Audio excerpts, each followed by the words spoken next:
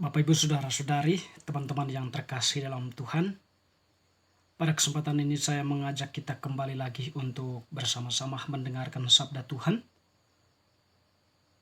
Pada kesempatan ini kita akan mendengarkan sabda Tuhan diambil dari penginjil Lukas bab 24 ayat 1 sampai 12. Pagi-pagi benar pada hari pertama dalam pekan, perempuan-perempuan pergi ke kubur membawa rempah-rempah yang telah mereka sediakan. Mereka mendapati batu sudah terguling dari kubur itu, dan setelah masuk, mereka tidak menemukan jenazah Tuhan Yesus. Sementara mereka berdiri termangu-mangu karena hal itu, tiba-tiba di dekat mereka ada dua orang berdiri mengenakan pakaian berkilau-kilauan. Mereka sangat ketakutan dan menundukkan kepala. Tetapi kedua orang itu berkata kepada mereka, "Mengapa kamu mencari Dia yang hidup di antara orang mati? Ia tidak ada di sini, ia telah bangkit. Ingatlah apa yang dikatakannya kepada kamu ketika ia masih di Galilea, yaitu bahwa Putra Manusia harus diserahkan ke tangan orang-orang berdosa dan disalibkan, tetapi akan bangkit pada hari yang ketiga." Lalu teringatlah mereka akan perkataan Yesus itu. Setelah mereka kembali dari kubur, mereka menceritakan semuanya itu kepada ke-11 murid dan kepada semua saudara yang lain. Perempuan-perempuan itu ialah Maria dari Magdalena, Yohana, dan Maria ibu Yakobus. Perempuan-perempuan lain yang juga bersama dengan mereka memberitahukan hal itu kepada para rasul. Tetapi bagi para rasul, perkataan-perkataan itu seakan-akan omong kosong. Mereka pun tidak percaya kepada perempuan-perempuan itu. Sungguh pun demikian, Petrus bangun, lalu cepat-cepat ia pergi ke kubur itu.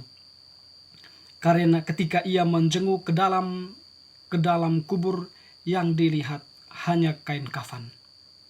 Lalu ia pergi dan bertanya dalam hatinya apa yang kiranya telah terjadi. Demikianlah sabda Tuhan, terpujilah Kristus.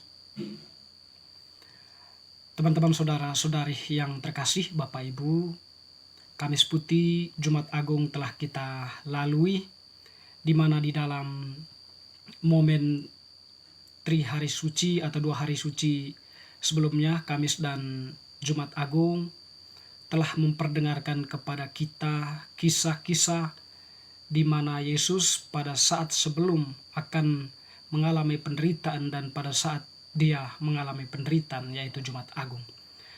Pada kesempatan ini kita telah mendengarkan tadi bacaan di mana Tuhan pada hari ketiga atau pada kesempatan ini, bacaan suci memperdengarkan kepada kita bahwa Tuhan telah mengalami kebangkitan.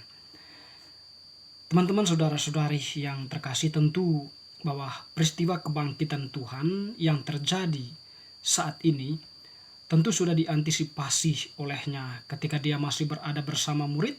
Dia menyampaikan itu kepada mereka ketika dia berada di Galilea bersama dengan para muridnya, bahwa anak manusia akan menderita, tetapi pada hari ketiga dia akan bangkit. Tetapi memang dalam situasi ketakutan para murid, kegelisahan, kecemasan mereka, tentu apa yang disampaikan oleh Yesus masih simpang siur untuk diingatkan kembali, masih belum sepenuhnya bisa dikumpulkan kembali ingatan-ingatan mereka ketika mereka bersama dengan Yesus. Tetapi pada kesempatan ini, ketika perempuan-perempuan tadi itu pergi ke makam dan melihat makam itu sudah terbuka, dan ketika dua orang menyampaikan kepada mereka, "Mengapa kamu mencari Dia yang hidup di antara orang mati? Dia sudah bangkit." Tentu di sini adalah Tuhan yang sudah menderita dan wafat itu dan dimakamkan di dalam kubur, sudah mengalami kebangkitan, atau boleh kita katakan dia sudah menang atas maut. Dengan demikian, peristiwa Paskah merupakan kita merayakan peristiwa kebangkitan Tuhan. Dan tentunya teman-teman yang terkasih, kalau kita mengikuti alur akan kebangkitan Tuhan ini, itu hanyalah sebuah puncak. Tuhan sampai pada mengalami kebangkitan itu, dia melalui proses sejak dia berada Kamis Putih, dan puncak dari prosesnya yang paling sadis itu adalah di Jumat Agung. Jadi dia memikul salibnya dari Kamis Putih Jumat Agung ya, sehingga pada akhirnya dia bisa mengalami kebangkitan. Artinya bahwa peristiwa kebangkitan Tuhan itu dilalui penderitaan, melalui penderitaannya. Kalau Tuhan seandainya Tuhan tidak akan mengalami kebangkitan, boleh kita katakan seperti tidak akan mengalami kebangkitan di dalam pemahaman kita kalau dia tidak menderita terlebih dahulu. Tapi Tuhan tentunya mempunyai suatu rencana yang misteri untuk kita, tetapi itulah yang diperlihatkan Tuhan kepada kita bahwa dia mengalami kebangkitan setelah dia mengalami penderitaan.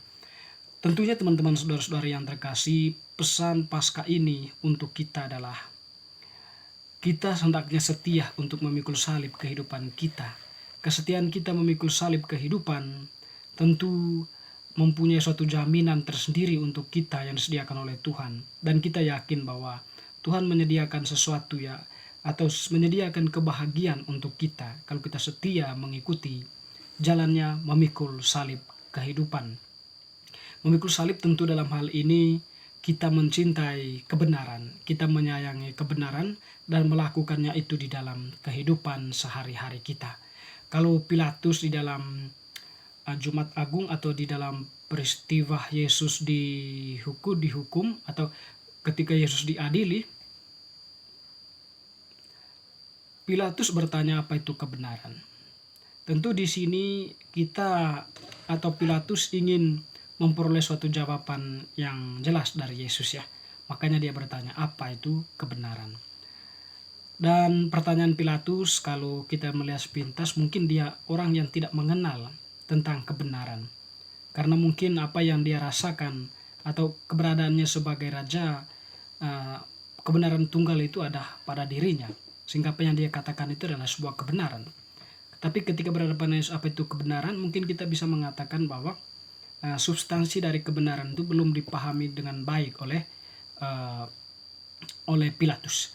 Tapi Tuhan sebenarnya sudah menunjukkan bahwa dia tuh sedang berada bersama dengan kebenaran itu sendiri atau substansi kebenaran itu sendiri, yaitu Yesus yang sedang berada di hadapannya. Dengan demikian teman-teman, kita yang mencintai kebenaran dalam kehidupan otomatis bahwa kita yang mencintai Tuhan. Sebab substansi dari kebenaran itu sendiri adalah bagi kita itu Tuhan sendiri yang senantiasa mengajarkan kebenaran. Kebenaran tentu dalam banyak bentuk, kejujuran, keadilan, kesetiaan, iman, dan sebagainya ya, yang memang semuanya terarah kepada apa yang menjadi kehendak Allah sendiri. Teman-teman saudara-saudari yang terkasih, Paskah sekiranya menjadi bagi kita untuk bangkit dari keterpurukan hidup sebelumnya menuju kepada suatu hidup yang baru. Setia memikul salib kehidupan untuk menuju kebangkitan. Semoga bacaan pada Paskah ini sungguh meneguhkan iman kita untuk tetap setia kepada Tuhan. Semoga. Amin.